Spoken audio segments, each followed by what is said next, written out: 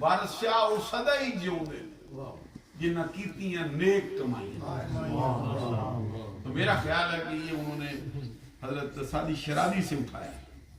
Saadi شرازی رحمت اللہ علیہ اپنے ایک مقام پہ فرماتے ہیں دولت جاوید یاف ہر کے نیکو نام زیست قد آکبش ذکر خیر زندہ کند نام را وصف ترا کند ورنہ کنند اہل فضل حاجت مشاطر نے سروع دل آرام.